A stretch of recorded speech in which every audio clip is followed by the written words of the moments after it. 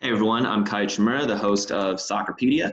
For today's episode, I'm really excited and happy to have Michelle Betos to join us on this episode. Michelle Betos is a goalkeeper who plays for OL Reign in the NWSL, or the National Women's Soccer League, which is the highest level of women's soccer in this country. Michelle Betos is also known for being the only goalkeeper in NWSL history to have scored a goal. Back in 2014, she scored a late equalizing goal when she was playing for Portland Thorns against FC Kansas City. And so I'm going to be very happy to have her on the show. And yeah.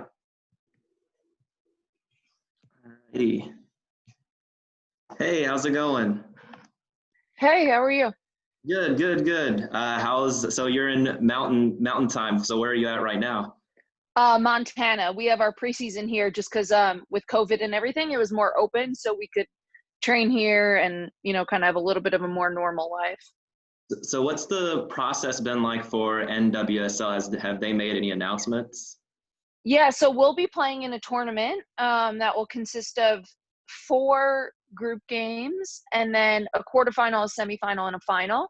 Okay.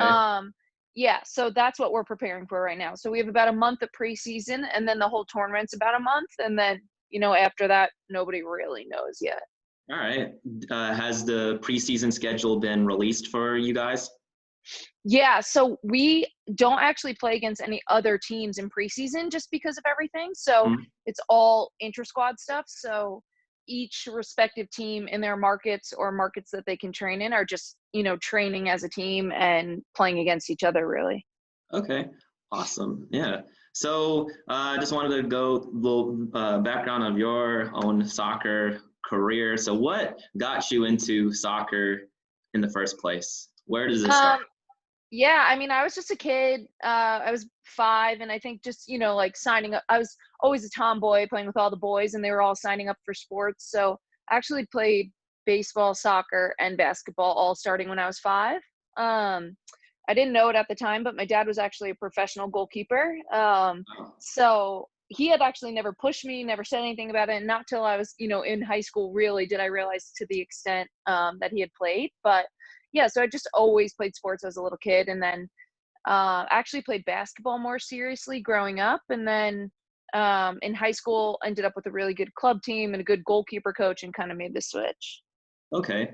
And did you, I saw, you're from New York originally. Did you, Yep. and you played college soccer at UGA.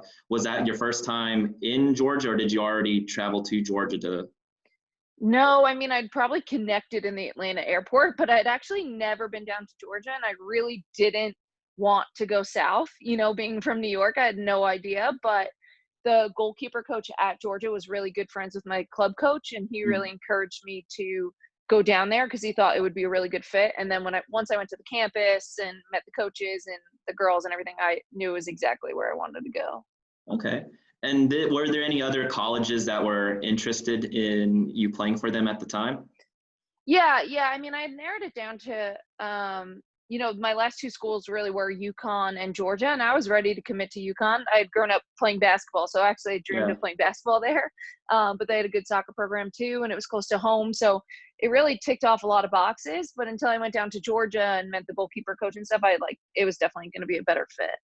Mm. And so when you were at UGA, is that then how you connected to the Atlanta Silverbacks women's team? Exactly. Yeah. So a few of us from UGA, and I don't know what they're doing now, but for quite a few years, probably 5 or 6 of us from the program would always, play there in the summer. So then we could take summer classes and work out, and then have a good place to play. And that team was always successful. It was a lot of fun. Yes, that was basically when the first I saw you play because I was a part of Atlanta Silverbacks supporters group with Westside 109. So we try to come out to as many games as we possibly could, and the women's Silverbacks team was always just kicking butt and winning their division. So that was y'all are a strong team for sure. And so Yeah, that was fun. and so you have gone on to play in a lot of different countries, a lot of different leagues. You've been to, of course, United States. You've been to Australia, Cyprus, Norway, Argentina, and Denmark. Did I leave anything out? Nope, I think that's it. And so, as a goalkeeper, especially just having to communicate throughout the game, has there ever been any language barriers that were difficult in any of the leagues? Yeah, absolutely. I mean, the nice thing is that pretty much in all those places they do speak English, even if it's not their first language. So that was super helpful. And usually, I think on every team I played on overseas, there were other Americans and English speaking players. So that was huge for me. But yeah, I mean, there was definitely a time period in each place where I had to learn, different lingo, different words. We kind of came up with our own language, whether it was a cross between Norwegian and English or the terms they use. So yeah, I mean, communication is such a big part of my game and any goalkeeper's game. So that's always something, as soon as I got there, that was something I tried to establish and understand how we were going to get to work best because it's so important to the game. All right. And which league has been the most challenging to you as far as, let's say, style of play? Because I'm sure, between Cyprus and Australia, USA, they all have their own philosophy and their style of play. Which one has been the most challenging in your opinion? Yeah, so stylistically, they're all so different, which has been really cool for me to learn. I mean, I think that the US league is the most challenging only because top to bottom, it's so competitive. So as a goalkeeper, every single game, I know I'm going to see a lot of shots. I'm going to have the ball a lot, which for me is exciting. In the other countries that I played, Australia is pretty competitive top to bottom, but the other places I played, actually, there was such a big discrepancy between the top teams and the lower teams that there really were games that were just not, as a goalkeeper, I almost didn't touch the ball. So in that sense, the US league is definitely the most challenging in terms of week in and week out. In Norway, they're really direct. They play, they don't try to play through their midfield as much. They're big, strong, fast girls. They try to play long a lot. So that was challenging as a goalkeeper because I saw a lot of breakaways, a lot of balls over the top. So yeah, everywhere I've played, there's definitely, an adaptation and understanding, what the game's going to require. But yeah, in terms of week in, week out, definitely the US league. Okay. And speaking of goalkeeping, you're the only goalkeeper in NWSL history to have scored a goal. And what Yeah. was that moment like leading up to that corner kick? What was it like?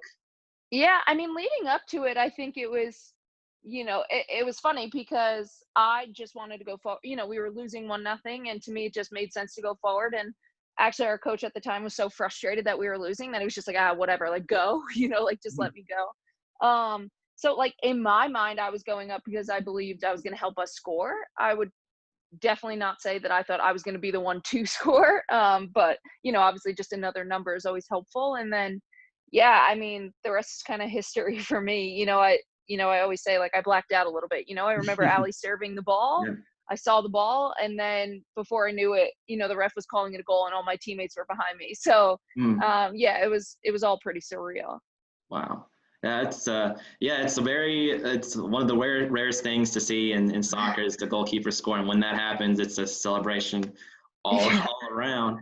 So speaking of your teammates, you play with the OL Reign, and so you have players that represents their national teams from all over. You play, of course, with Megan Rapinoe at the U.S. national team, Ali Long, former member Stephanie Cox.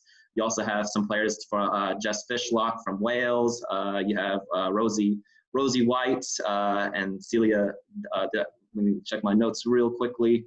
Delgado. Delgado, yes, and Yeah. then Yumi Momiki for Japan. And so, Hmm. what has been that experience like playing with having teammates that represents all kinds of national teams all grouped into one? It's incredible, actually. I mean, I think first of all, just like from a competitive stance, you're playing with the best in the world every day. Playing against in the games, but also just every day in practice, you're with the best in the world. So for me, it's so exciting every day, and I think it's so challenging, and has helped me grow so much. But also just yeah, again, stylistically, they all come in, they do different things, they bring different things to the game, and even just the countries they come out in the way they play. Rosie is from New Zealand. She's like so chill on the ball and things like that. Yuka is so technical. She's so smart. Yeah, I mean all of them. So I think yeah, it's an incredible thing. Every day you're playing with the best in the world, from all over the world. So it's been such a fun experience. Awesome. And so whenever, let's say, whenever like the national teams throughout the world call up the players for different games, how does it affect, let's say, the club level players? Does it ever disrupt, let's say, practices or chemistry when some players are away training with the national team? Yeah, I mean, absolutely, because, most of those players are such key components of the team. But at the same time, I think the the great thing about this league is there's so much depth. There's so much talent in this country, and even in the foreigners that come in, maybe they're not going to the World Cup or Olympics that year. So it's just part of it. Since I've been part of the league, that an Olympic and a World Cup cycle is going to be a time for more domestic players to shine, to step up. And luckily we have so much talent. 1 through, I don't know what's on our roster right now, maybe 25, 26, you really have players that you can trust to step in a game at any time, So I think that although obviously you miss players like Pino, Ali, Jess, all of them when they're gone, we really pride ourselves that the next person in line can step in and, do the job just as well, or, get the job done. So I think that's something pretty special about this league. All right. And speaking of the NWSL, you've been playing in this league for close to a decade now. And when you first entered into the league, what was it like? Did you ever feel starstruck in a way to play against the likes of Abby Wambach or Marta or Christine Sinclair or anybody else? I think I don't know if it would be starstruck. I think it was kind of, a surreal moment for me, understanding, some of those players were posters on my wall. I was, my first year in the league, Hope was the other goalkeeper on my team, So for me, there were definitely moments of like, wow, like I can't believe I'm here. But, once it came down to competition and playing a game and stuff, you don't think of them like that. You have to respect all their strengths, and, luckily you've seen them play for years, so you know them. But yeah, I mean, I think that once you get in the environment, you're just trying to grow and learn from them.